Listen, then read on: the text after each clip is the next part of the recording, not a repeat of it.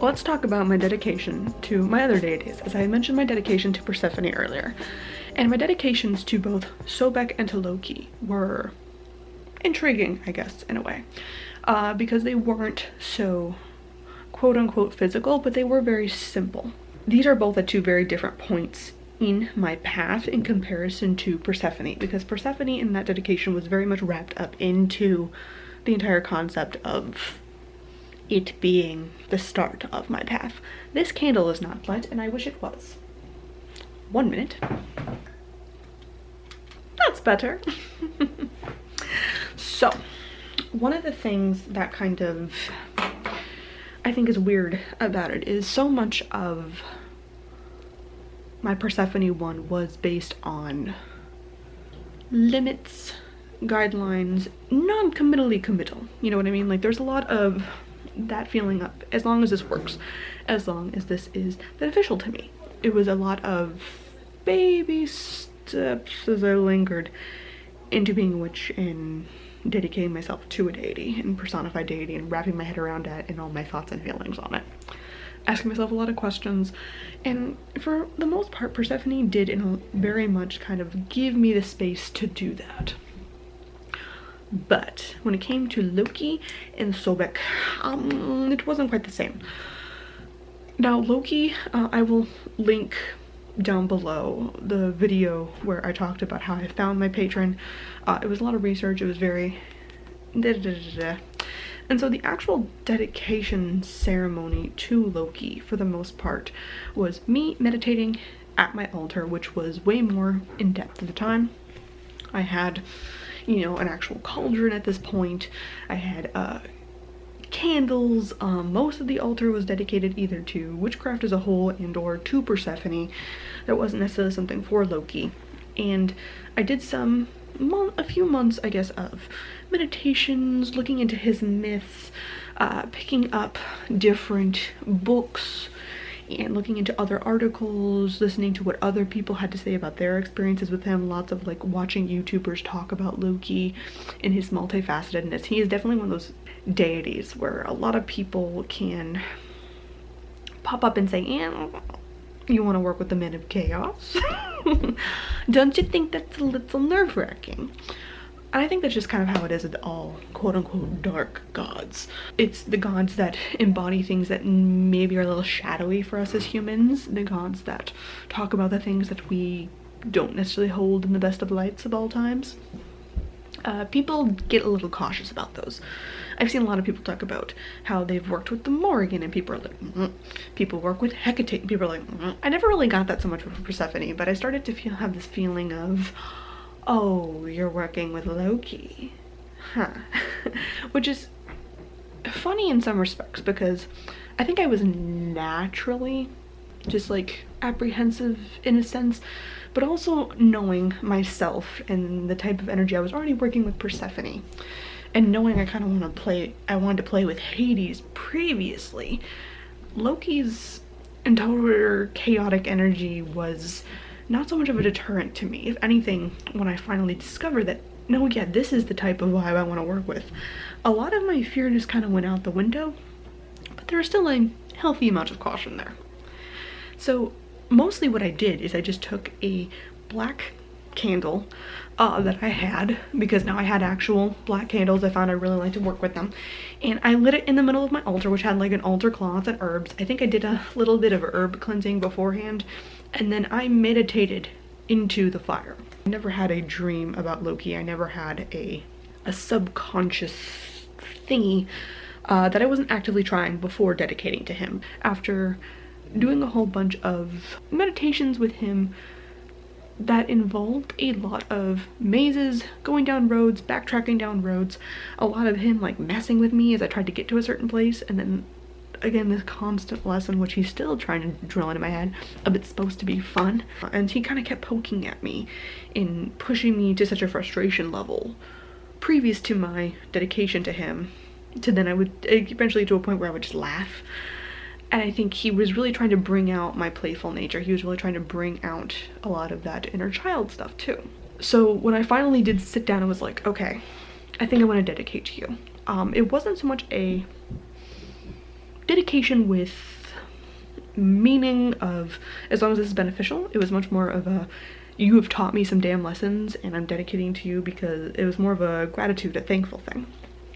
So when I meditated, I went into a place that was in the woods within my astral, and there was a bonfire there and there were people running around, and I eventually realized that as I drew closer to the fire, there was someone there that I immediately recognized as Loki through his smile. Loki likes to change shape-shifty with me a lot. He has kind of like a standard, I guess, frame. Like his face was always kind of shifting.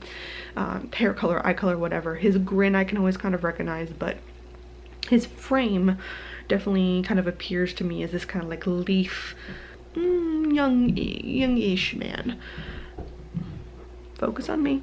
And sometimes, like, I literally, in my visualization in my dream, I can't even see his eyes. It's so much of just that grin. But at the time, I recognized his form kind of moving on the other side of the bonfire, and it felt very kind of like being like I was chasing him. Like he almost like wanted to be courted in a sense, like a little bit of like doing a little dance of like, oh no, you want to dedicate, huh? Well, come and get it then.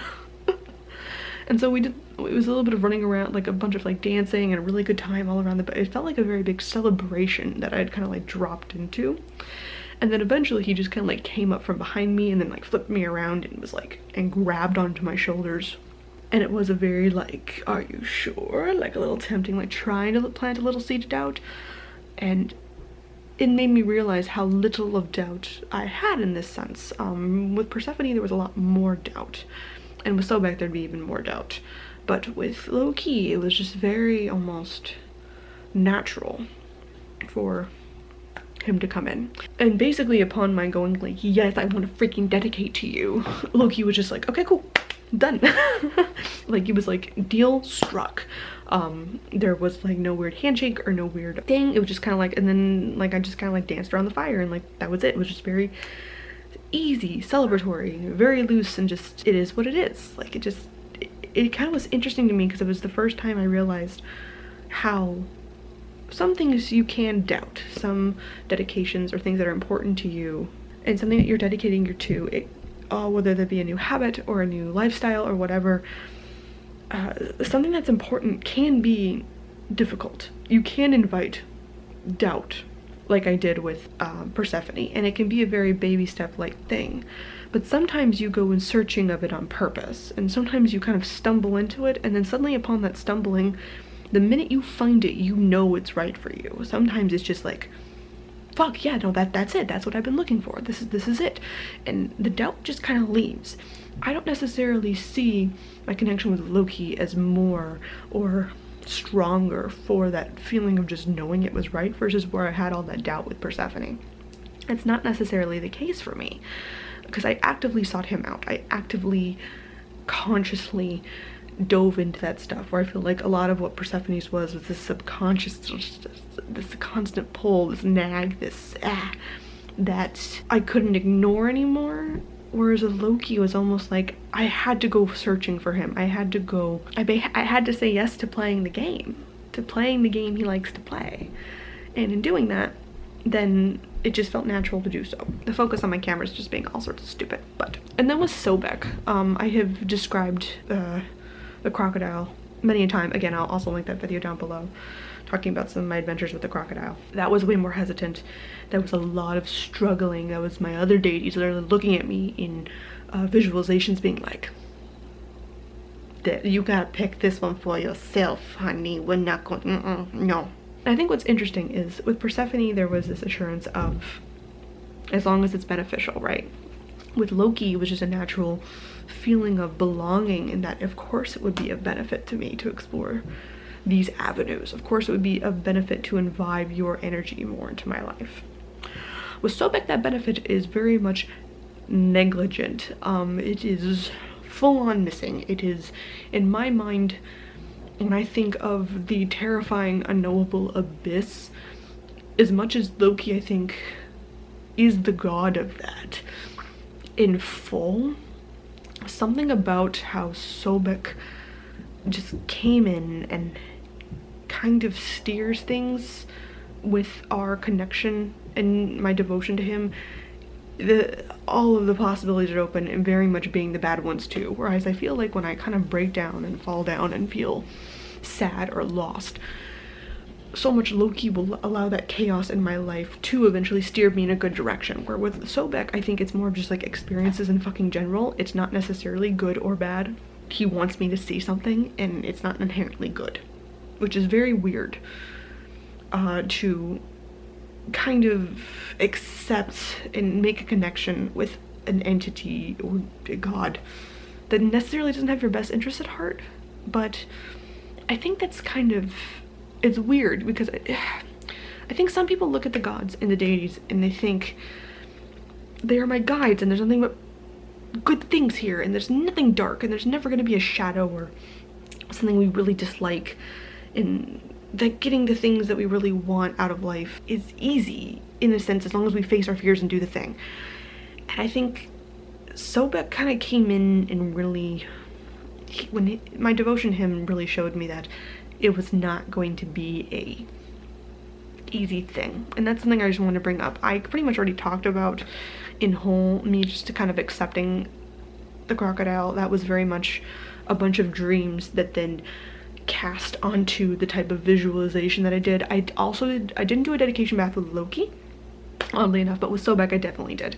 There was an entire green fucking everything I could get, a green bath bomb, anything that smelt green to me, in a weird way, like almost like a recreation of the visualization in the bath of being dragged down and under by a crocodile, the fear that that would happen, the recognition of both good and bad that could be, and the dedication in a lot of ways isn't necessarily something that I would say, like I feel like I could break it if it was horribly detrimental to me in a while, but a lot of ways I feel like it's something that it's going to be really, it would be something difficult to break.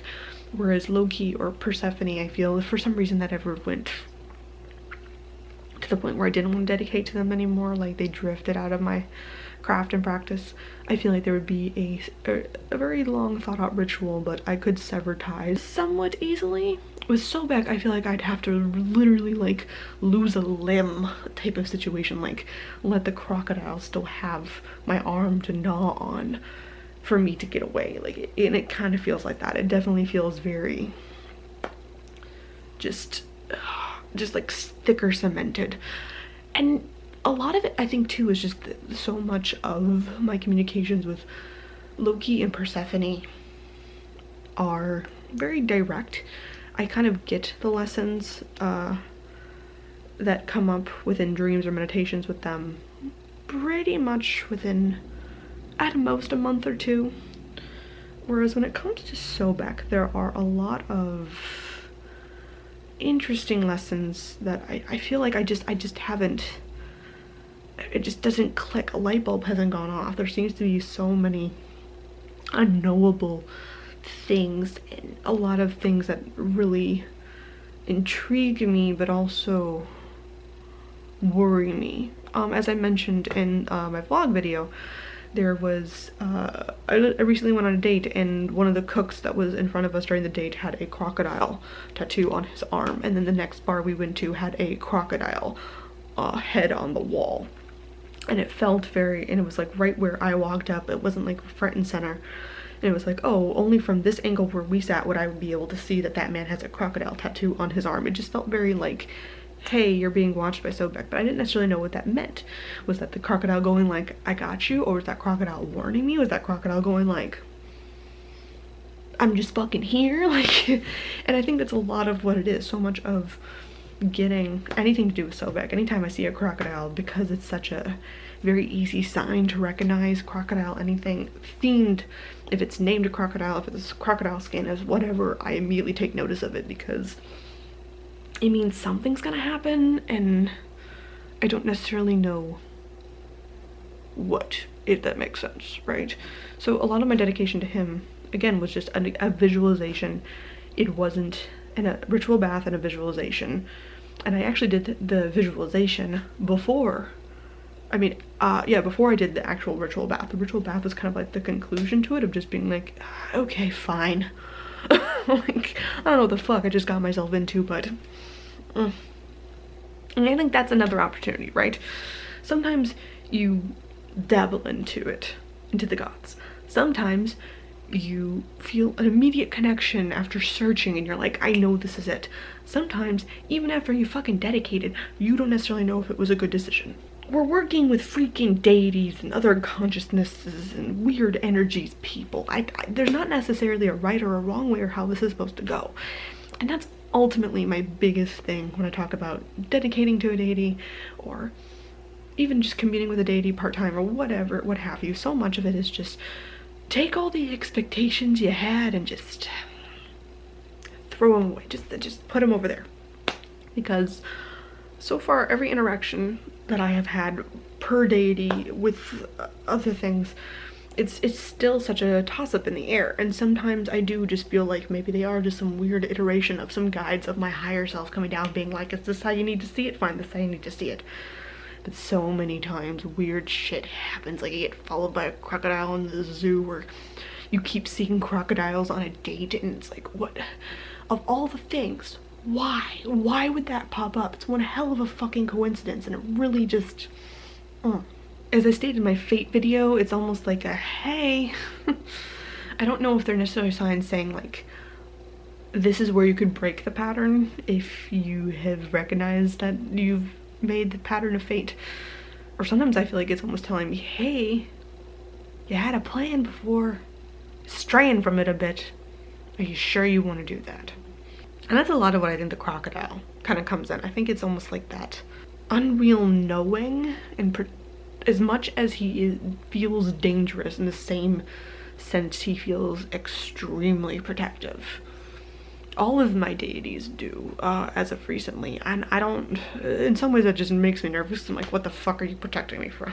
But anyway, this has been very rambly and very long, but those are just kind of how my different dedications to the 2 other deities that I did. Hopefully that was helpful to you guys. Sometimes I just feel like when I'm describing this stuff, it just gets very babbly and randomly very quick, because that's kind of how it feels in my head. A lot of the visualizations aren't very solid, they're foggy, they're not in any sort of clarity. It's me a lot of times just seeing something and kind of guessing at its meaning, hoping it's right. And sometimes it just seems to like work out well in my life, so I feel like, okay, I think I got that one right.